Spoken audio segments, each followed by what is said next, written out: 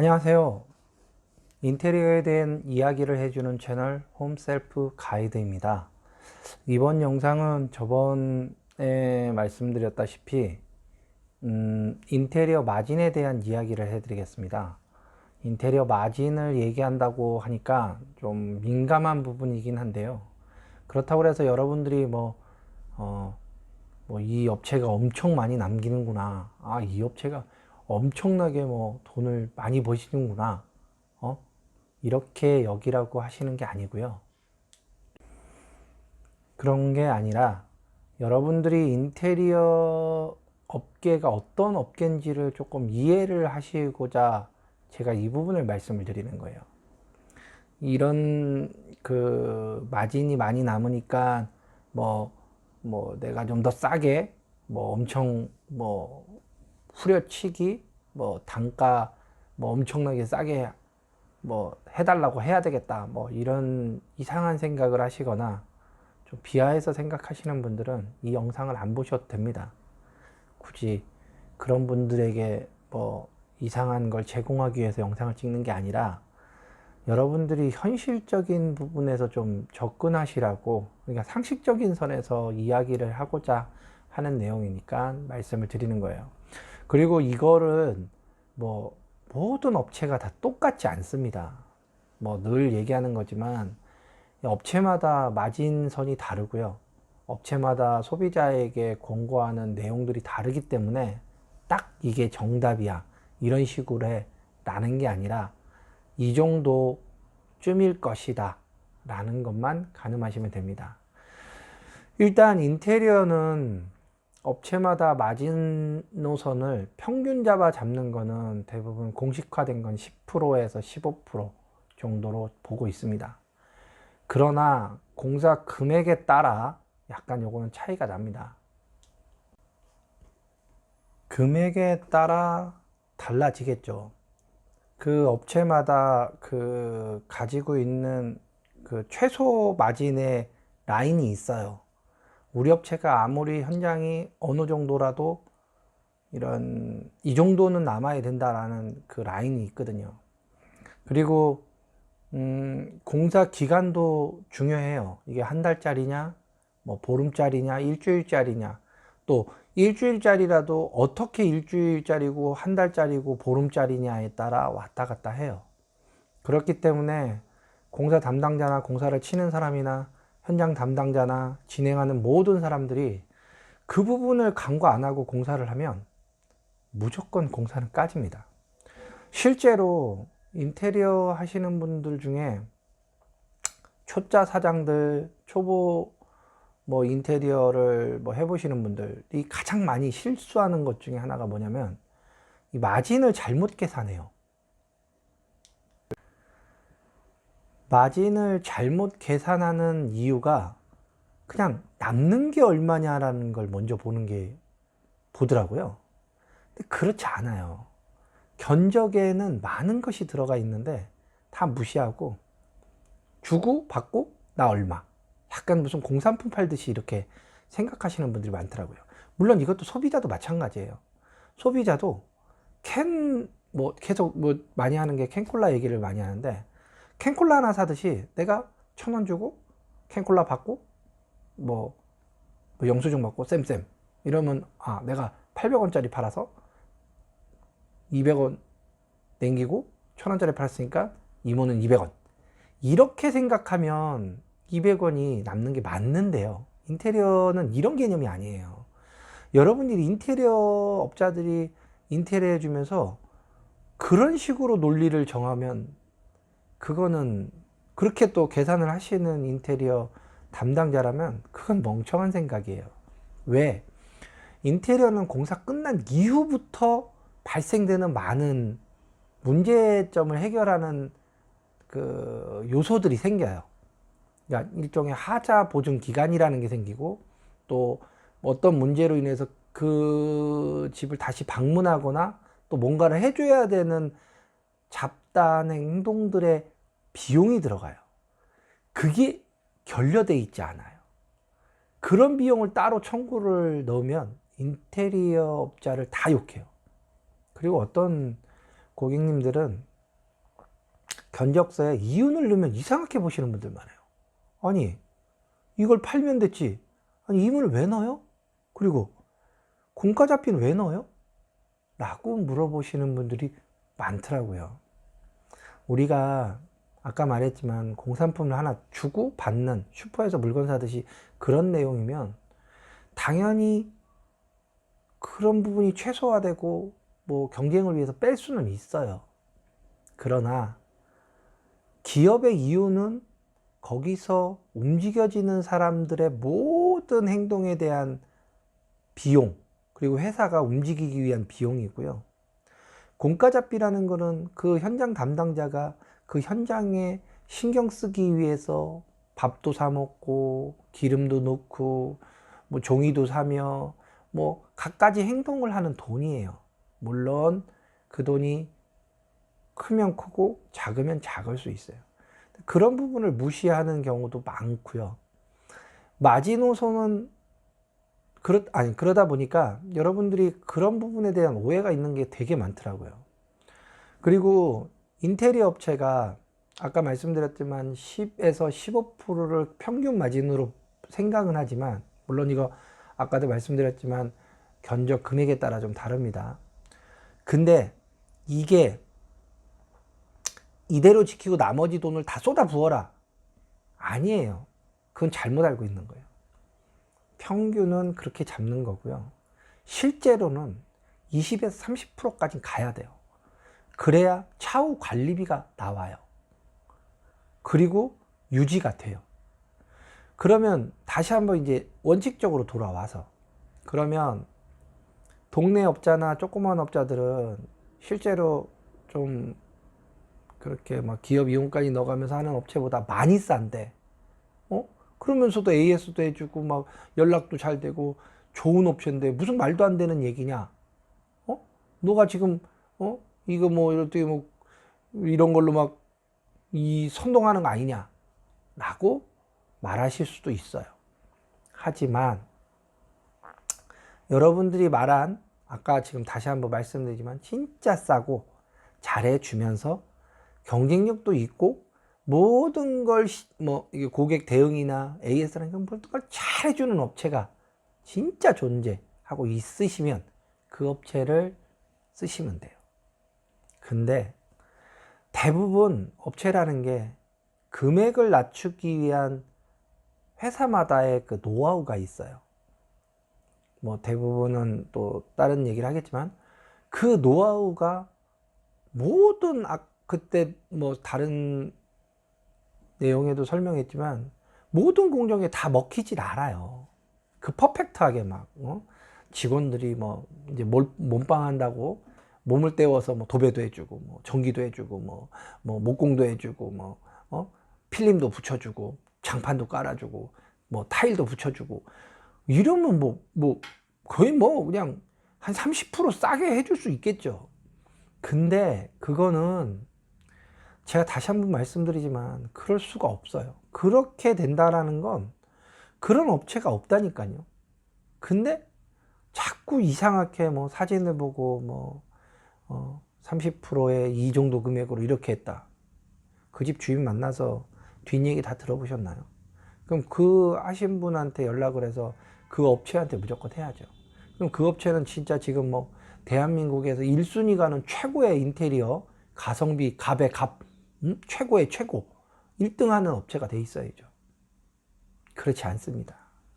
인테리어는 양면의 날 같은 성격이 좀 있어서 어떤 고객한테는 어떤 업체가 굉장히 진짜 친절하고 좋은 업체인 반면에 어떤 고객한테는 진짜 천하의 사기꾼, 이런 사기꾼이 없다 할 정도로 매정차게 욕하는 고객이 있다는 거예요. 모든 고객을 다 만족하는 상품을 만들지 못한다는 거예요. 그렇기 때문에 마지노선을 어느 정도가 들어가는지를, 어느 정도가 쓰여지는지를 감안하셔서 여러분들이 그 공사 비용에 어느 정도, 그럼 내가 한 뭐 예를 들어 1,000만 원짜리 수리를 한다.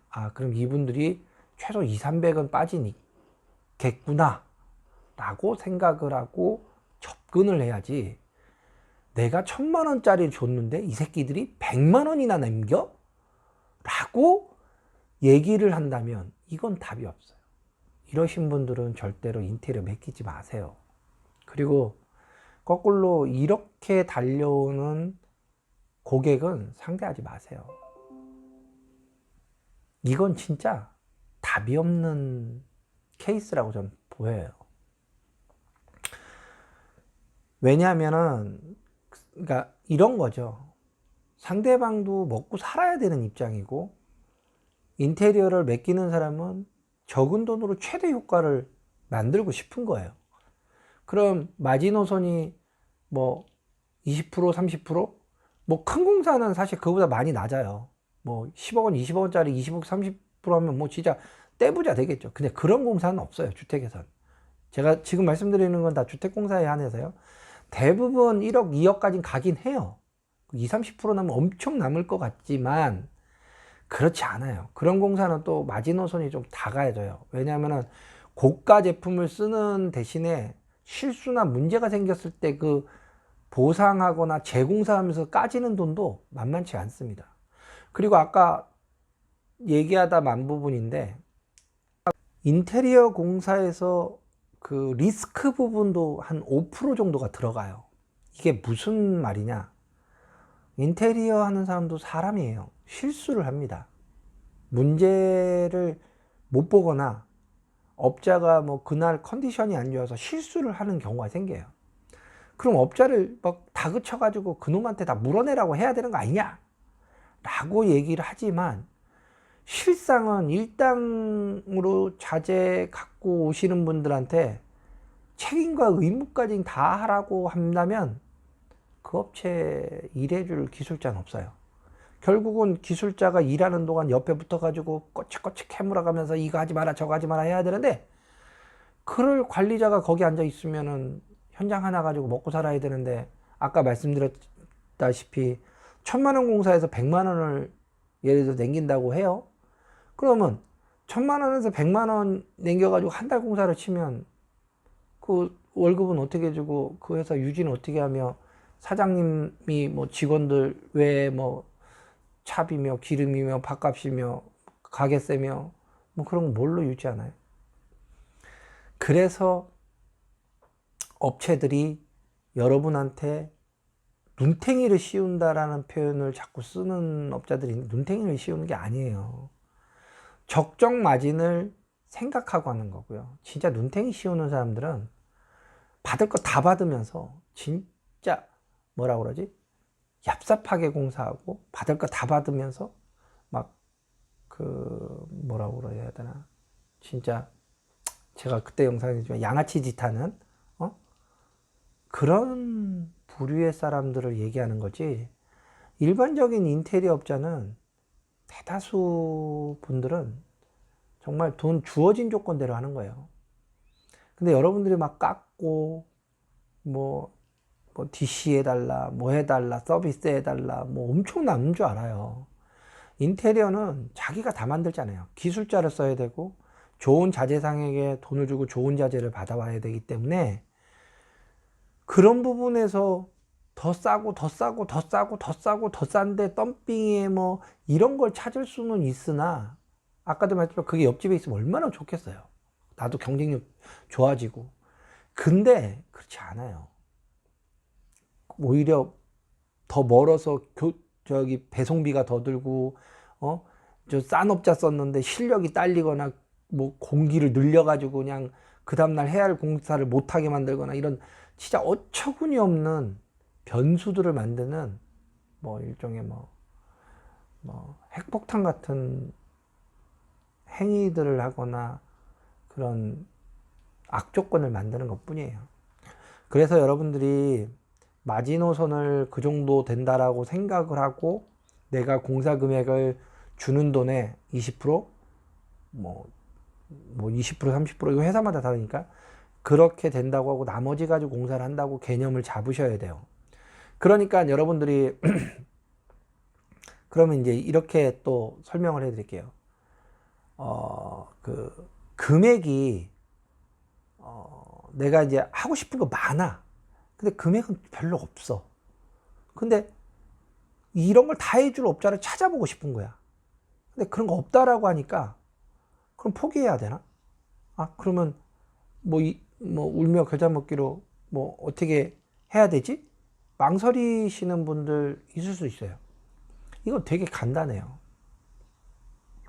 돈을 더 모아서 하시던 아니면은 그 정도에 만족하고 뭐 조금 퀄리티 뭐 이렇게 좀 하더라도 하거나 아니면 진짜 운에 맡겨서 좋은 업자가 올해는 내가 운빨이 좋아서 좋은 업자 한번 만나겠지 하고 한번 운에 맡겨서 의뢰를 하시던 이 방법인데, 가장 합리적으로 생각할 수 있는 건 내가 소비하는 돈으로 가장 적절한 비용으로 할 수 있는 범위를 만드는 게 사실은 더 중요해요. 금액이 줄면 내가 할 수 있는 범위를 좀 줄이면 되는 거예요. 그리고 나중에 추가로나 따로 이렇게 할 수 있는 부분을 만들면 돼요. 근데 여기서 중요한 건 인테리어 업자가 이건 나중에 하면 돈이 더 듭니다. 이건 나중에 하시면은 뭐 엄청나게 힘들 거예요 하면서 막 겁주시고 그러신 분들도 있어요. 물론 저도 그렇게 할 때가 있습니다. 하지만 아예 안 되는 건 아니에요. 그리고 지금 당장 어설프게 이상하게 만드는 것보다 오히려 시간을 두고 천천히 모아서 하거나 아니면 진짜 급하다 그러면 당장 나중에 차후에라도 크게 막 뭐 짐을 다 빼고 오만 짓을 하지 않고 최소화할 수 있는 방법을 찾아주는 업자를 찾는 게 더 현명하다는 거예요. 마진, 내가 마진을 많이 남기는 인테리어 업자를 만나느냐, 내가 마진을 정말 적게 맞고 나에게 착하게 공사해 주는 사람을 만나느냐를 고민하지 마시고요. 인테리어 업자는 다 똑같다고 보시면 돼요. 조금 착하신 분 있고, 조금 더 성실하신 분 있고, 좀 더 악랄한 분 있고, 좀 더 그거 하신 분이 있을 뿐이지, 인테리어 자체를 뭐 원칙적으로 진짜 실력이 없어서 못 하시는 분들을 제외한 나머지 사람들은 굉장히, 저는 솔직하게 정직하게 일하신다고 봐요. 근데 여러분들이 안타깝게 뭐 다른 영상에도 얘기했지만 이상하신 분들한테 잘 속아서 그러신 것 같아요. 오늘은 인테리어 마진에 대한 얘기를 해드렸는데요. 이거를 뭐 이 돈으로 이렇게 많이 남으니까 아까도 말씀드렸다시피 내가 좀 많이 깎아야 된다라는 그런 생각을 가지시라는 게 아니라, 내가 예산을 잡을 때 100만 원이면 100만 원을 다 인테리어에 쏟아부어서 나한테 만족을 줄 것이라는 생각을 버리시라는 거예요. 그 중에 20% 정도는 그 사람 몫이고 나머지 한 70%, 80% 선에서 내가 얻을 수 있는 최상의 그 퀄리티와 내가 얻을 수 있는 최고의 서비스를 받을 수 있는 그런 좋은 인테리어 업체나 그 담당자를 만나시기를 바란다는 겁니다. 이해되셨죠? 이제 여기까지 이야기해 드렸고요. 다음 영상에서는 제가 조금 다른 이야기부터 일단 해드리도록 하겠습니다. 길게 얘기한 것 같은데 시청해 주셔서 감사하고 다음에 뵙겠습니다. 안녕히 계세요.